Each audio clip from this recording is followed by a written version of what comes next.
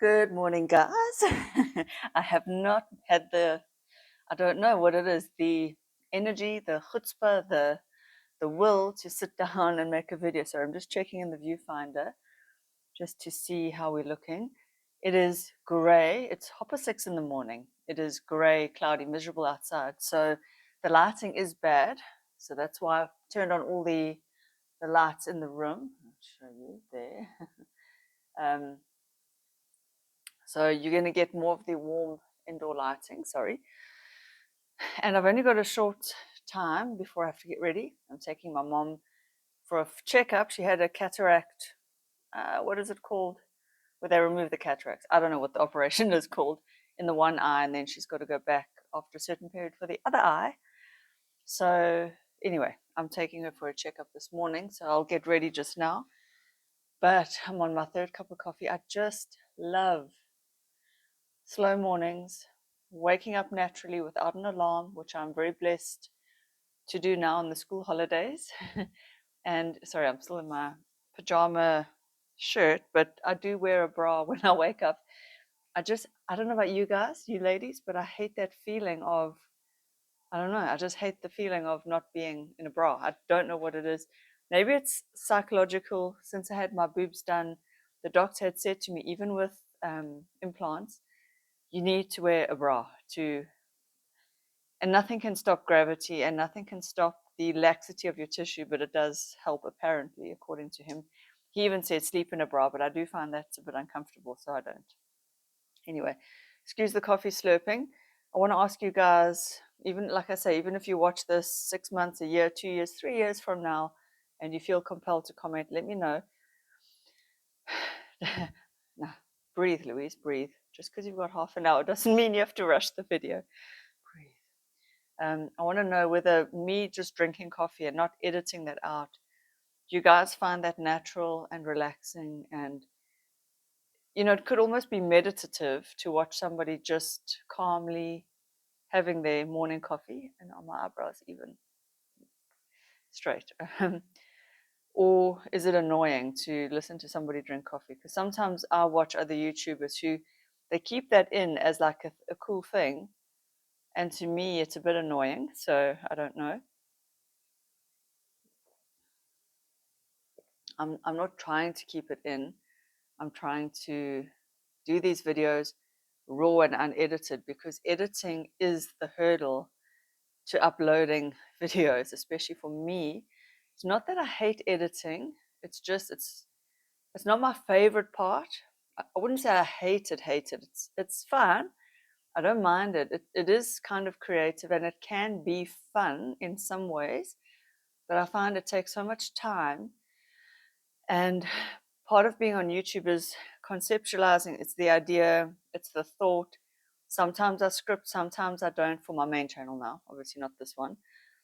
Sometimes I think of B-roll to include, it depends on the video and what I'm speaking about. And after all that, to edit on top of it, it's like you create the project and now you've got to recreate it like the final version. It's almost like filming is the rough draft and then you've got to polish it with editing. So it makes one video quite,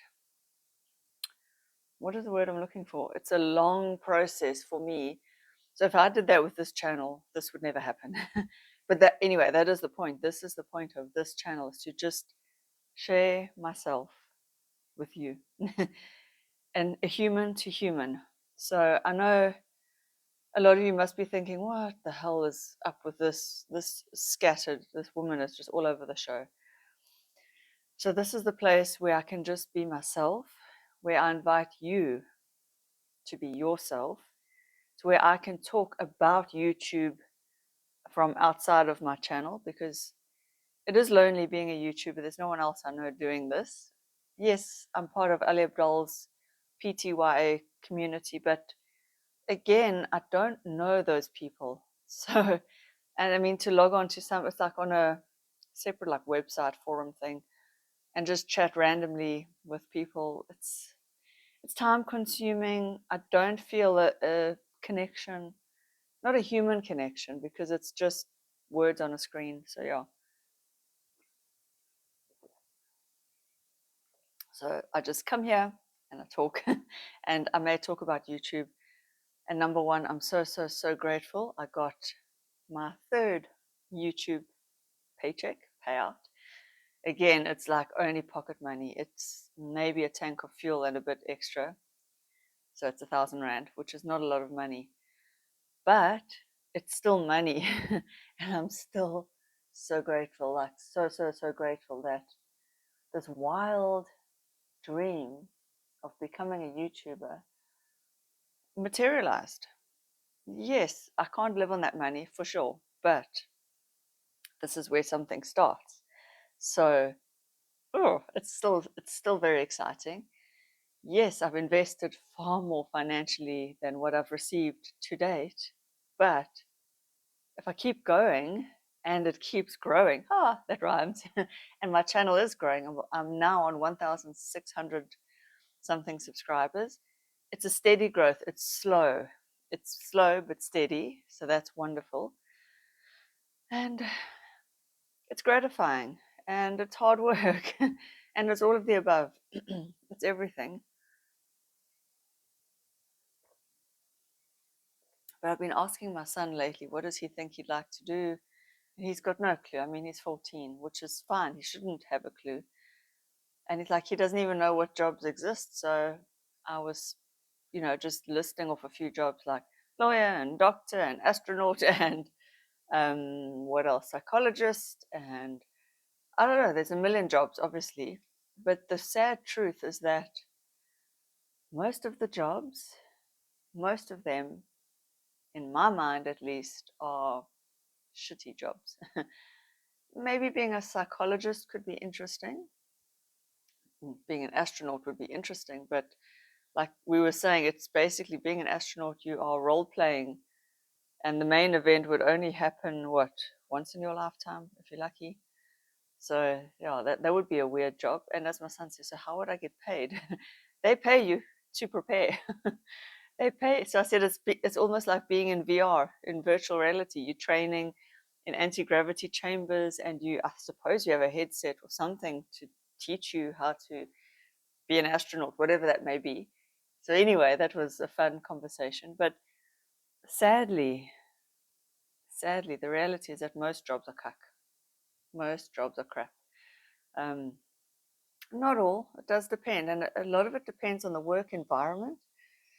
A lot of it depends on who you're working for, or you must work for yourself, and then you must take on that stress, the stress of the unknown. So, yeah, I suppose even me now, I would call myself am I an entrepreneur? Am I don't know what I am, solopreneur? Don't know. Mm. But business owners, they have to be comfortable with risk because it's money in, money out. You're buying suppliers, you're buying stock. Are you going to sell the stock? What if it goes bad? I mean, it's being a business owner is scary and risky, but it's probably also rewarding. So it's probably quite high highs and low lows. I would say to my son that would be a good way to go. Alternatively, he could get into academics, like a friend of mine and her husband. Her husband was one of the leading scientists, especially during the pandemic. He was one of the leading COVID scientists. I don't know what he does exactly. Um, he's doing quite well. And I guess in academia, your work environment, I mean, you're working in universities. Would that be nice? I don't know. But sometimes I do get, sucks to say, but I do get a bit melancholic, sad about the world. And I feel a bit like, oh, my poor son, he's stuck in this world that's not always so great. And I don't know if I'm right to feel that way, if I'm the only one that feels that way. Do all adults feel this way? Is it just an adult thing where we just like, fuck the world, fuck my life? Is it a midlife thing? Is it a financial thing? Where when you still haven't got yourself set up for retirement, you're just feeling that pressure? I don't know. That's actually an interesting question. Is it a South African thing? Because South Africans are very good at complaining. Although I've seen, excuse me, morning coffee and burping. Is it a thing where the minute you see reality, like for what it is, does this kind of melancholy happen after your naivete is shattered? Because I will say I was very naive when I was young, and life hit me in the face with every reality, and now I'm like, okay, um, life is not all easy breezy, lemon squeezy peasy.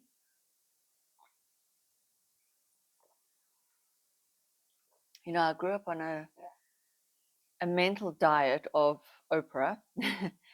And Oprah, the show, was very good at redemption stories and hope. But unfortunately, that is not how life works in reality. The reality is that people don't really change. They don't. I'm sorry to say it, but they don't. If I think of everyone I know, my dad, who's passed away, he was who he was his whole life. He never changed. And he should have. And as a teenager, I remember challenging him. So, what I mean is, my dad's always suffered with depression and this mental anxiety. And he was a staunch Catholic. And so, I guess, he had a very rigid mindset, a very rigid personality, very inflexible. And he was that way until the day he died. He died depressed and sad and rigid. His personality never ever wavered or changed as far as I knew him. Now, obviously, I only knew him from when I entered the planet. My mother would have known him more. Um, but, you know, the vast majority of people, and my dad was a great guy, I loved him, but difficult personality sometimes with that rigidity. So, a good human being, but a very inflexible human being.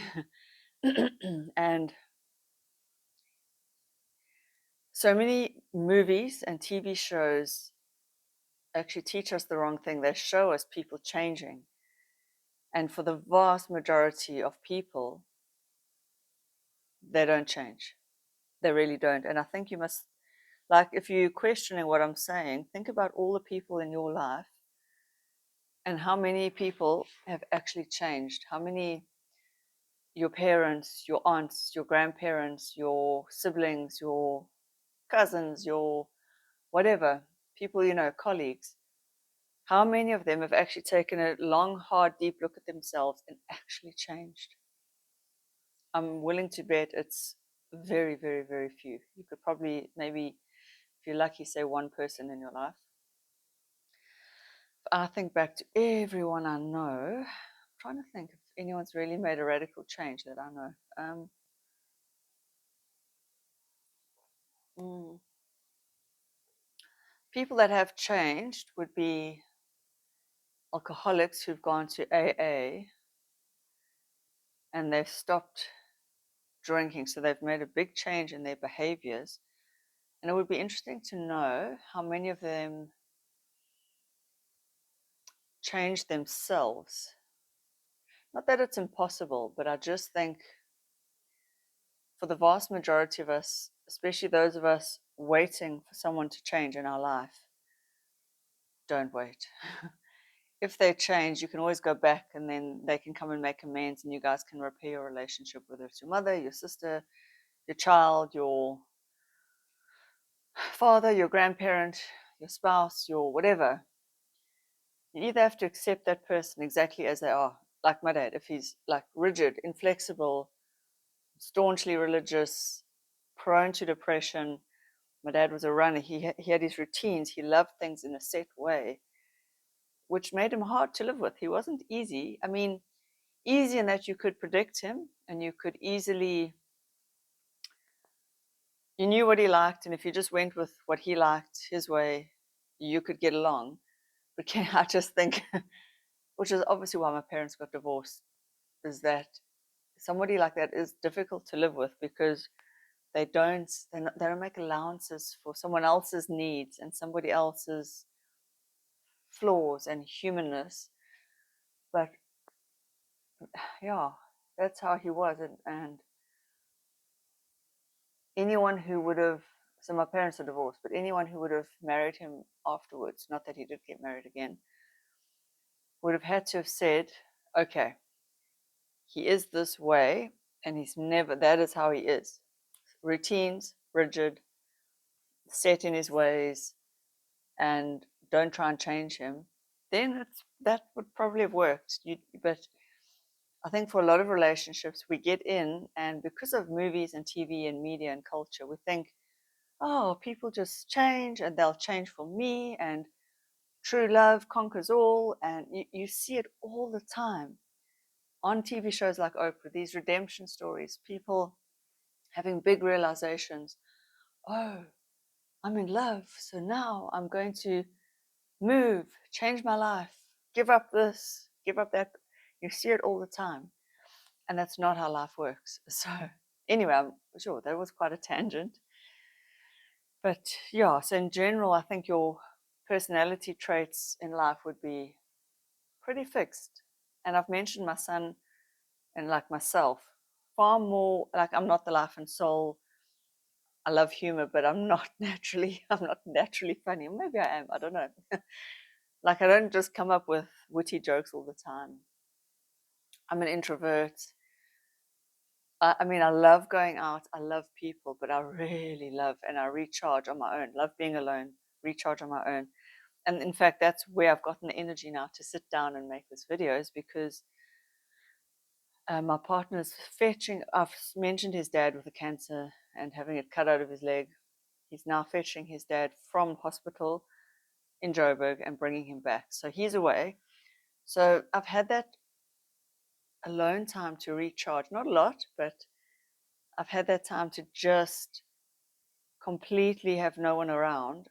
And then that gives me energy to now put something out, which is that is me. And I don't think I'll ever change. I think, and the older I get, the more I am set in that introversion, an introvert who loves people, but who needs way more time on her own than maybe someone else. It's just how I am. Yeah, I invite you to think about yourself and your personality and whether it's ever changed from when you were little. I don't know. I mean, am I wrong? Am I right? I think I'm right. And again, this is where a lot of also YouTube psychologists, not all of them, like Dr. Ramani is very astute. She's like, just people don't change, so don't wait for them to change. But there is a lot of hopeful, redemptive psychologists that tell you if you do this, the relationship will improve. And if you do that, it's going to be like that. But I think the truth is, most relationships are set. So from the beginning, there's the time period where the two of you getting to know each other, you're doing a dance, and over time, that relationship sort of sets into a pattern and a mold. And I think it would be near impossible to break that after a certain amount of years together. I don't know. Interesting. Hmm. Yeah, there's some food for thought here. I hope you enjoy the fact that I'm not telling you an answer, but I love to question things. And I think that no matter how old we get, there's always room to question. It's interesting, isn't it? Like I feel like I'm never done learning, even though I feel the older I get, the more I do know the world and I know how the world works. But humans are fascinating, aren't they? Aren't we fascinating? Speaking of fascinating, it's so funny how something small, like a new product, can excite me, us, women at least. I don't know about men. I suppose for men it would be tools and equipment, but I bought a hair mask that I've been dying to try. I had to wait for payday, but it's so my favorite hair brand. I've got the shampoo and conditioner and the hair oil. This is now very girly talk, and I've now bought the hair mask in that range, because I bought a cheap hair mask, which was fine, but I've just wanted to try this one. And then I can do like a comparison video. But I'm so excited. I'll get to use it today or tomorrow, one of the days. And I'm like, yay, I get to use this new product. So that makes my whole day. It really does. It's interesting, but it does. It's funny lately, I've mentioned, I think in my last video or the one before this, like I've put on a bit of weight. Not a huge amount, but like I can see I'm losing that definition in my arms. My butt's a little bit junkier in my trunkier. And so I'm about 54-ish kgs. Like first thing in the morning, I tend to weigh. And I'm not worried.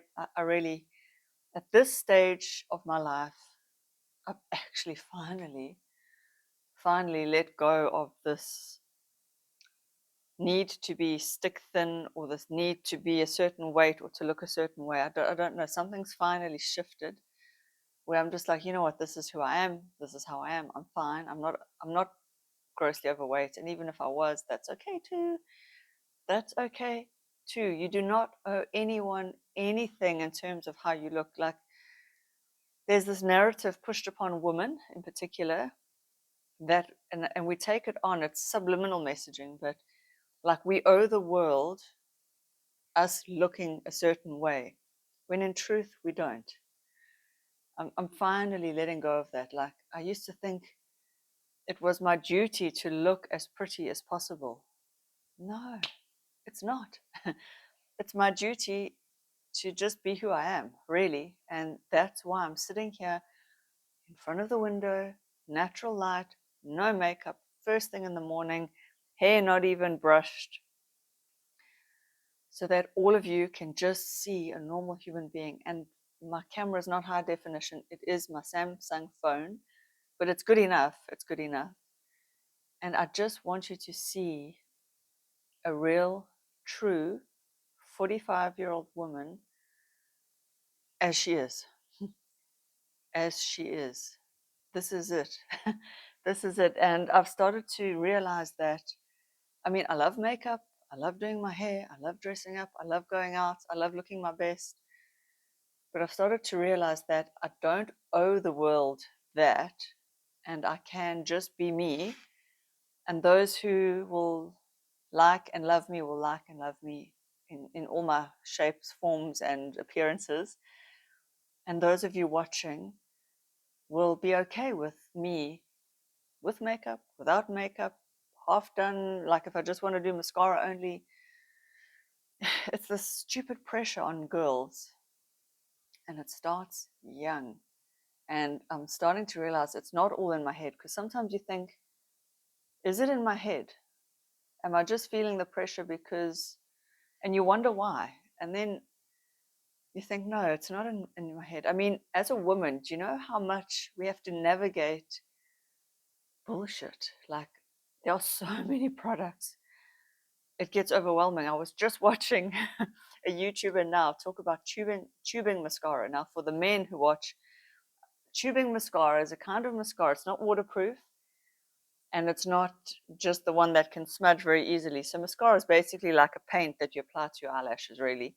But the tubing one, almost like it dries into almost like a film over each lash. So it really is smudge free, but it's not hard to remove like waterproof mascara. Sorry, man. You see how, I mean, this is what we women have to deal with. All of this shit lives inside of our heads.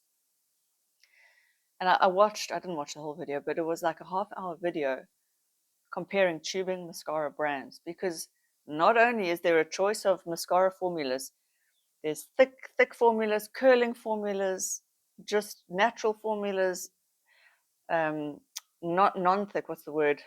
Silky gliding formulas. There's tubing mascara, there's waterproof, there's, oh God, the list is endless. Then there's false eyelashes if you want, then there's eyelash extensions. As a woman, we have to navigate all of this and come to a decision on how we want to do our eyelashes. And that's just eyelashes. Then there's our eyebrows. Then there's our hair. Then there's our skin. Then there's the wrinkles that we have to combat. I mean, did you know you have to anti-age at all times? Then there's our neck. Then there's the chest skin and the chest wrinkles that are coming. And did you know, this is, I mean, it's bullshit now, I'm just saying, but did you know all your skin is different? So you need a special under eye cream, and then you need a neck cream, and then you need a bust cream, and then you need a body lotion, and then you need a foot cream. And okay, yes, the skin is different. This skin here is very delicate. It's not the same as the skin on your heels. And, the skin on your arms is different, but it's still skin. But as a woman, you have to like navigate all of this. And then it's the layering of products, the serums, and you can't mix that product with that product. So now you've got to educate yourself on whether can you mix vitamin C with retin A? Can you mix, let's say, hyaluronic acid with alpha hydroxy acid? Can you put glycolic acid on? Salicylic acid? There's so many things out there. And there's more and more products. And then there's niacinamide for your skin. And nowadays there's laser treatments. And then there's Botox and fillers. And it gets a lot.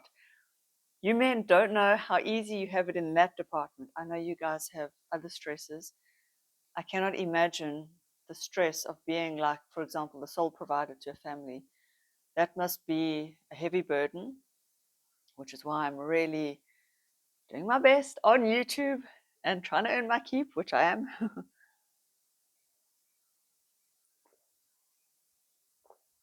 But for women, there's a whole it's just a whole different world. And it's crazy. It's insane when I think about it myself. And then there's all the skin products, there's the hair products, there's the jewelry, there's the all the outfits, then there's the shoes. Do you want a flat shoe, a small heel, a mid heel, a high heel, straps, no straps? Does this shoe go with that outfit? Do the pants? Oh God, it's just a nightmare. And then there's, are you dressing appropriately for the workplace? I've never, ever, ever heard a man say, is this appropriate workwear? No, men don't even think about that. They just go to work in a suit or in whatever the required outfit is for the job. I've never heard a man say, is this appropriate? Because men are not trying to flash skin or, if they show a bit of, no man is trying to show cleavage. It's just a different ball game for you guys. And so when she takes a long time to get ready, just wait patiently. It's not her fault. She's not trying to make you late. She's navigating 1,000 decisions. Anyway, so there's that. And for those of you watching, if you are in menopause or perimenopause, by the way, just a little punt for my main channel, I highly encourage you to go and watch my latest video. It is really, really good, I will say, if I toot my own horn. So I've just switched from using regular, like HRT, a gel, and the bioidentical progesterone to the birth control pill, because that is an option that Menopause Taylor, who is a gynecologist here on YouTube, she said to me, use the birth control pill and it will alleviate your symptoms of perimenopause. So I've just switched back onto the birth control pill for ease of use. There's no other reason other than it's so easy to just pop a pill and be done. So I'm experimenting with that, and it's going well, except I'm feeling a little bit clammy, like the beginning of hot flashes. So I don't know if I'll see. I'll give it another few weeks, unless I start sweating like a maniac, and just see whether it does alleviate symptoms or not. Because I'm somebody who wants to know. I want to find out, and I always experiment on myself. I don't just take a doctor or gynecologist or a book's word for it. I want to test. I mean, within healthy boundaries and reason. And so, yeah, so I talk about everything I've learned on that in that video. So go and check that out. My main channel is Louise Corrins. I think I've linked to it in the description box below. I'll have to double check. But it's Louise, so Louise, and then my surname, Corrins, Corrans. And I think for women over 40, it's a really good channel. And I'm starting to do product reviews as well, like hair care. I think I'm going to do a mascara one, because I gathered all my makeup that I really don't chuck makeup. And over the years, I've gathered quite a few mascaras, and I've actually chucked one or two finally, but I have about 10 mascaras, which is insane. If I think about it, that's insane. That is at least, let's see, and they're not all expensive. It's at least 2,000 rands, if not more, worth of mascaras. Yes, it's been over, I don't know, 5 years, 6 years, however long. But considering that I've used one or two finished up and I've thrown away the really bad ones, yeah, it's insane. It just shows you all the advertising and how we just want to try and look for the best product that gets into your head, and then you end up with 20 bloody mascaras. So, yeah. Anyway, I enjoyed that chat. I'm going to go and get ready and take my mom for her follow-up appointment for her eye. And I will love and leave you guys. And just remember that life, yeah, life is freaking hard. Every day it is hard. But every day we are here. And what are we going to do with the hard? We have to remain positive, because, like, if I don't, what is that going to do for my son? He's going to have this moping mother, and that's not good. Not that I want to him.